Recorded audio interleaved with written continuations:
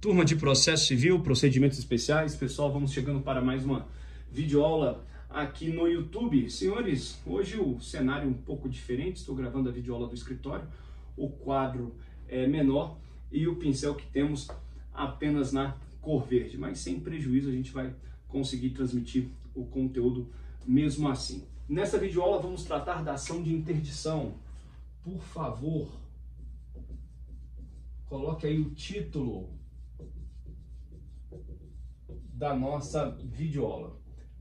Base legal, nosso primeiro tópico, você consegue acompanhar comigo a partir do artigo 747 do Código de Processo Civil. A partir do artigo 747 do CPC, você vai observar aí a disciplina, a regulamentação da ação de interdição. E para falarmos da ação de interdição, necessariamente a gente vai ter que fazer uma abordagem a respeito da teoria da incapacidade. Coloca aqui o segundo tópico, teoria da incapacidade. Vamos fazer um diálogo aí com o direito material, para o nosso discurso não ficar tão superficial. Senhores, nós sabemos que a partir do nascimento com vida, adquirimos personalidade. E a partir da personalidade, nós temos a capacidade de direito,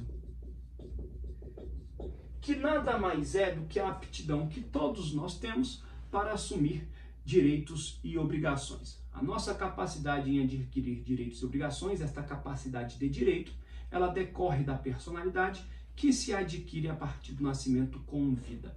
Esta capacidade de direito, contudo, ela não se confunde com a capacidade de fato. Capacidade de fato. Pessoal, a capacidade de fato, ela já qualifica a capacidade de direito. Isto é, eu tenho condições por mim mesmo, independentemente dos institutos da representação e da assistência, para adquirir direitos e obrigações? Se eu puder exercer estes direitos por mim mesmo, então a minha capacidade de fato ela é plena. Todavia, se eu reivindicar a representação ou a assistência, é porque então ou eu sou um absolutamente incapaz ou eu sou um relativamente incapaz. Vamos entender como que a incapacidade é disciplinada no Código Civil, especialmente a partir da Lei 13.145 de 2016, que é o Estatuto da Pessoa com Deficiência. Hoje, quem é considerado absolutamente incapaz? Vamos colocar aqui um tópico 3, já vamos ter que apagar aqui o nosso primeiro quadro. Vou passar aqui a colocar o tópico 3, portanto.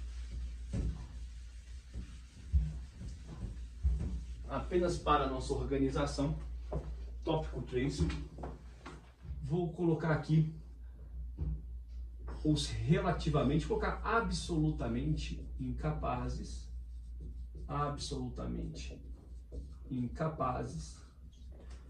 e relativamente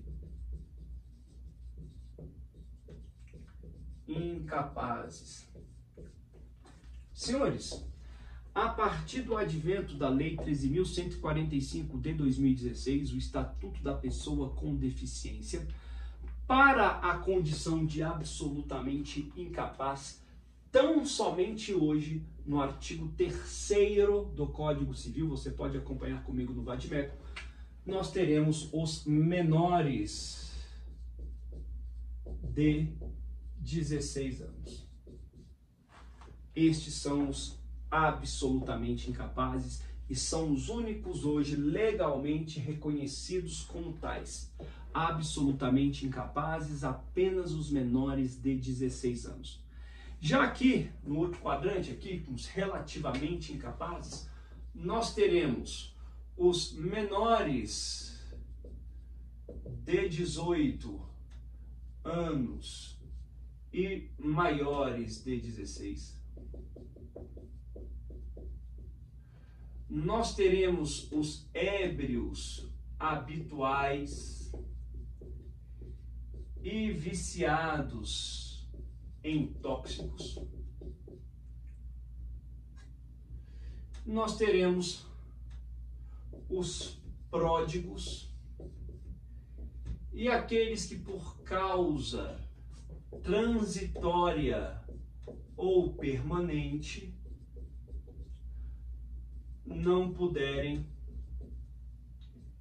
exprimir sua vontade. Então, na condição de absolutamente incapazes, apenas os menores de 16 anos. Na condição de relativamente incapazes, nós temos os menores de 18 e maiores de 16 anos, os ébrios habituais e viciados em tóxicos, os pródigos e aqueles que por causa transitória ou permanente não puderem exprimir a sua vontade. Daqui agora surge uma questão. Cadê os deficientes mentais que têm discernimento reduzido? Eles são absolutamente incapazes? Não são, não estão aqui. São relativamente incapazes? Também não. Estas pessoas acometidas de alguma deficiência mental, elas são consideradas pessoas deficientes e estão protegidas lá no artigo, na Lei 13.145 de 2016. Senhores, esta lei no artigo 84 assegura que os deficientes mentais podem ter assegurados em igualdade de condições o exercício do direito com as demais pessoas. Ou seja, a partir da Lei 13.145, as pessoas com deficiência mental tiveram assegurado o direito de exercer os atos da vida civil em igualdade de condições com as demais pessoas. Por isso que elas não aparecem aqui. Houve uma alteração promovida pelo Estatuto da Pessoa com Deficiência na teoria da incapacidade. A teoria da incapacidade foi alterada pela lei que constitui o Estatuto da Pessoa com Deficiência. Dessa maneira, os deficientes mentais não são considerados mais quer absolutamente incapazes ou relativamente incapazes. Eles não entram nesta classificação, porque o artigo 84 do Estatuto da Pessoa com Deficiência assegura a estes o exercício dos direitos em igualdade de condições com as demais pessoas. Todavia, no parágrafo 1º do mesmo preceptivo, ou seja, no parágrafo 1º do mesmo artigo 84 do Estatuto da Pessoa com Deficiência, você pode acompanhar aí no seu vadimeco, você pode abrir aí no site do Planalto, o artigo 84, parágrafo 1º, indica que, havendo necessidade, se necessário, pode-se instituir a curatela em favor dessa pessoa com deficiência mental. Ou seja, aqui nós já descortinamos um panorama diferente. Por quê? Conquanto sejam maiores, prestem atenção aqui, conquanto sejam maiores os ébrios habituais viciados em tóxicos, os pródigos ou aqueles que por causa transitória ou permanente não puderem exprimir a sua vontade, conquanto sejam maiores, se estão nestas condições aqui, eles necessariamente deverão ser interditados. Eles deverão ser interditados, porque eles não conseguem por si de exercer os atos da vida civil. Essa interdição pode ser total ou parcial.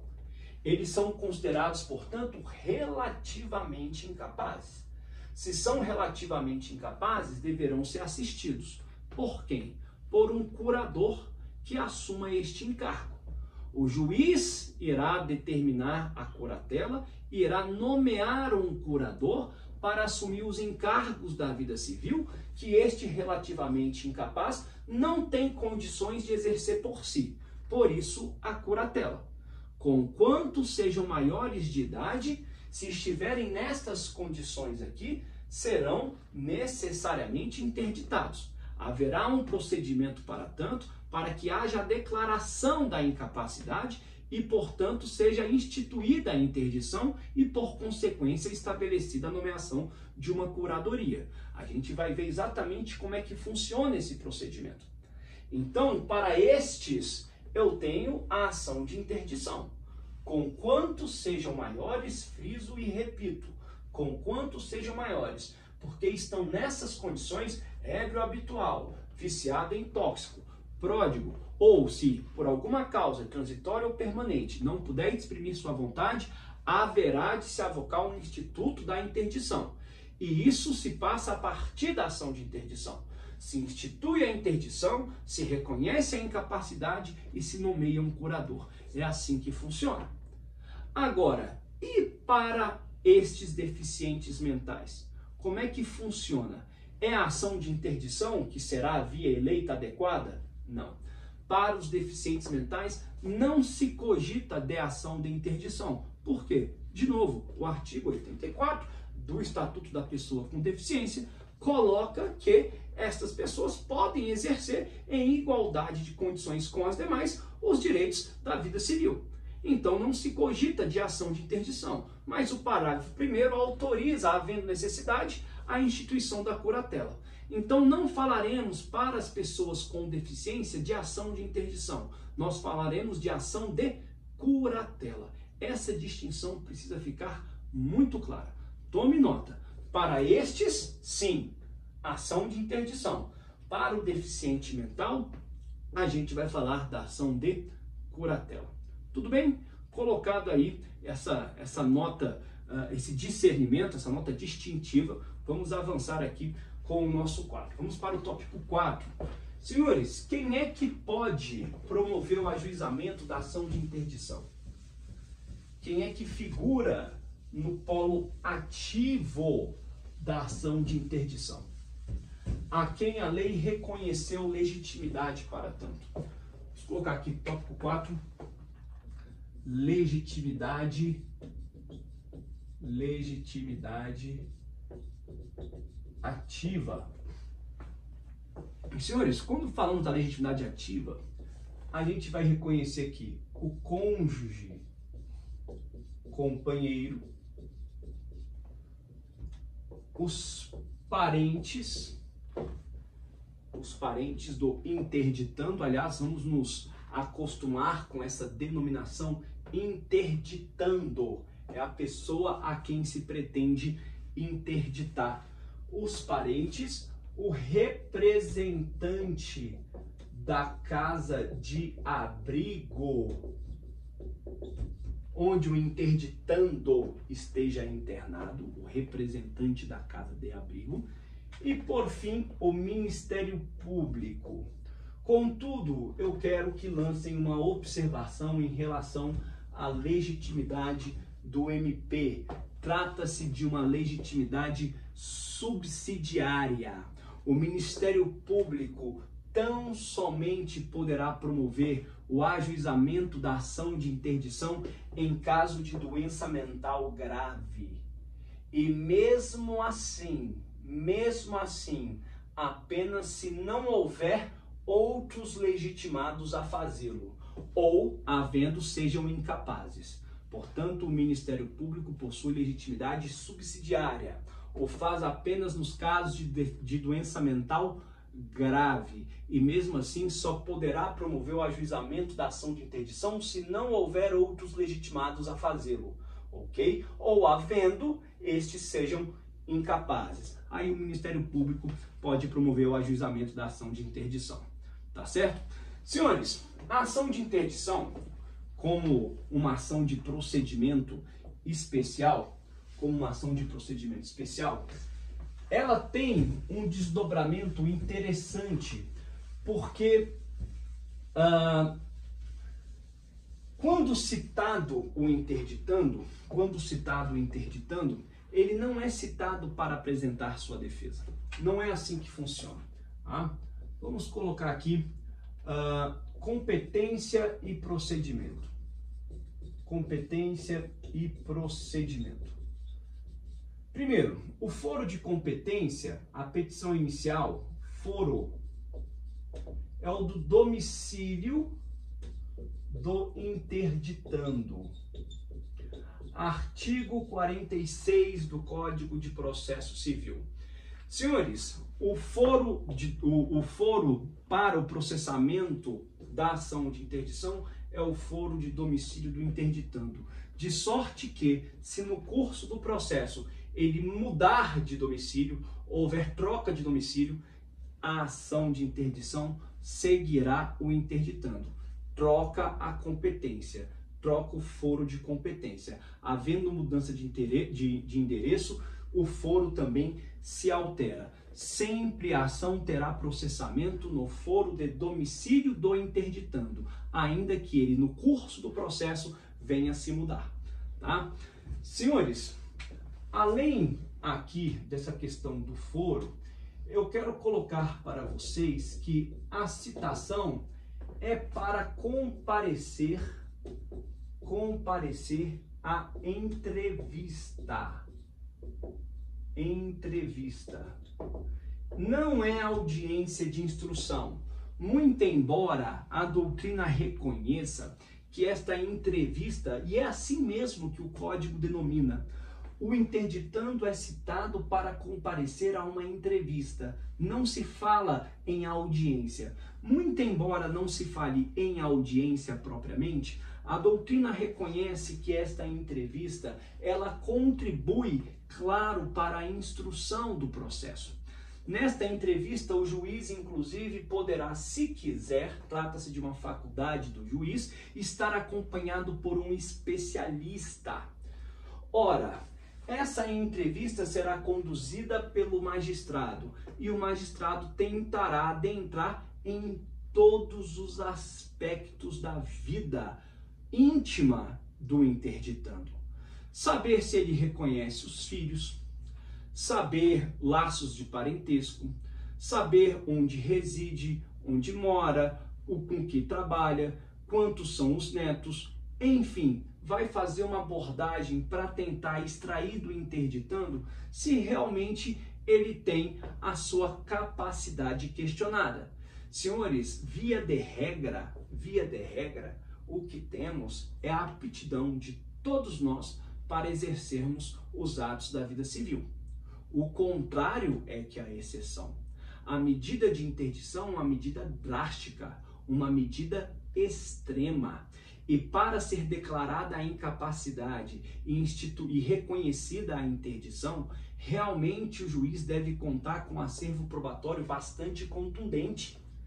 Veja, a pessoa será interditada, ela será admoestada, ela será privada dos atos da vida civil, de sorte que terá que se instituir uma curatela, alguém terá que aceitar um encargo para exercer por ela os atos da vida civil.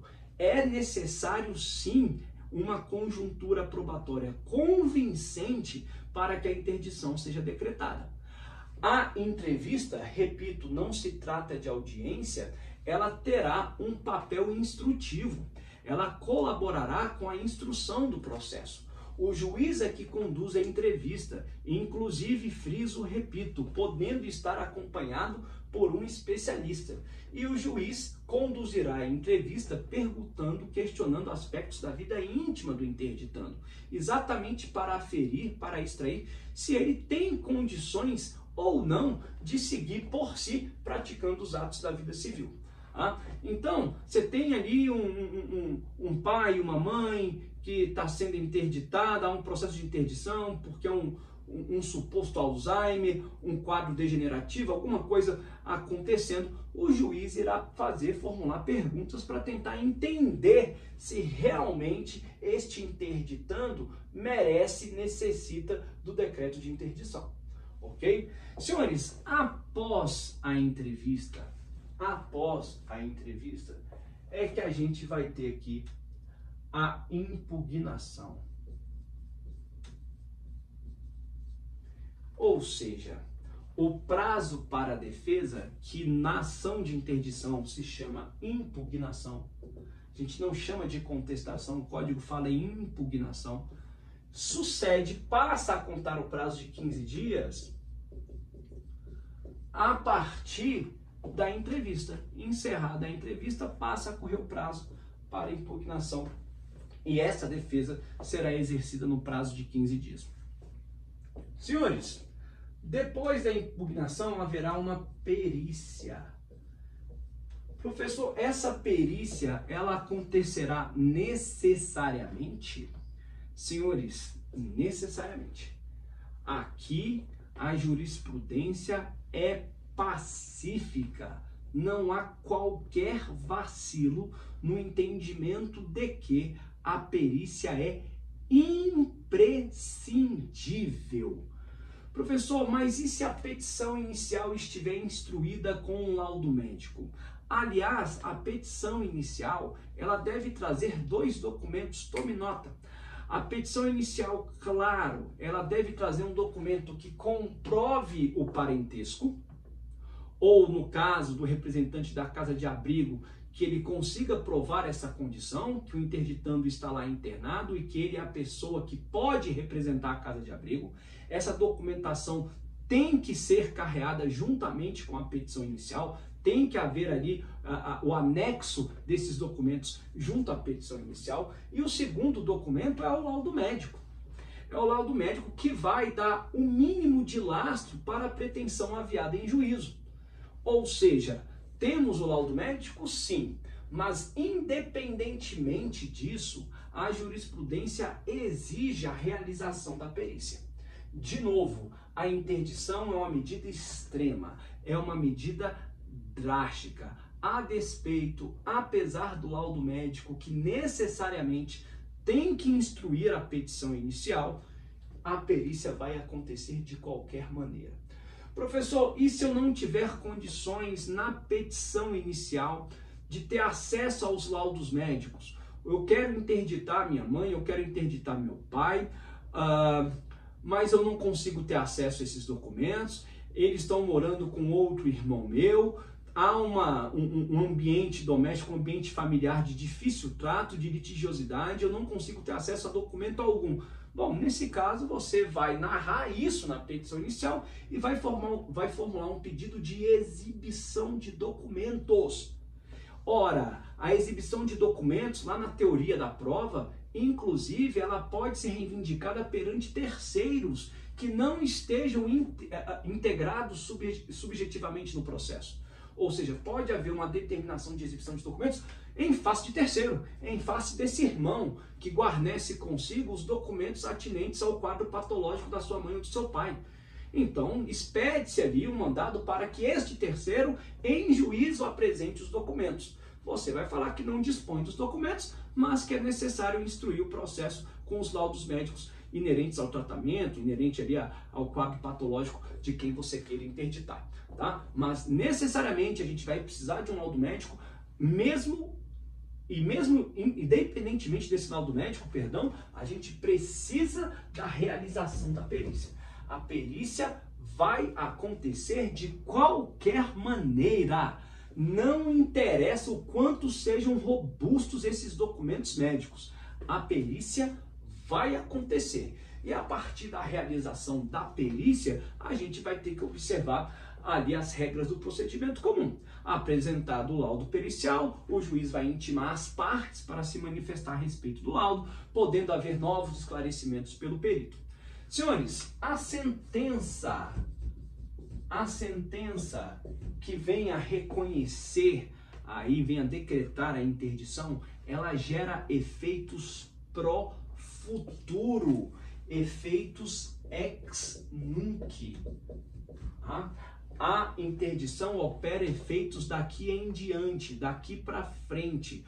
Os atos civis praticados antes da interdição não são afetados, de modo que, acaso se pretenda a nulidade de atos civis praticados pelo interditando, então precisaremos de uma ação própria para que os atos pretéritos sejam anulados, para que se alcance aí com efeitos retroativos, eficácia ex tunc, mas a ação de interdição apenas gera efeitos ex nunc. Lembrando, a sentença que decreta a interdição pode decretá-la total ou parcialmente, Por exemplo, pode o interditando ser interditado apenas para se casar ou para alienar imóveis. É uma interdição parcial. Não pode casar, não pode alienar imóveis. São estes os atos que ele não pode praticar. Senhores, ao mesmo tempo em que a sentença decreta a interdição, ela também vai fixar uma curatela, nomeando-se um curador. Vou apagar aqui, tá? Quero colocar aqui um tópico 6. Já estamos acabando.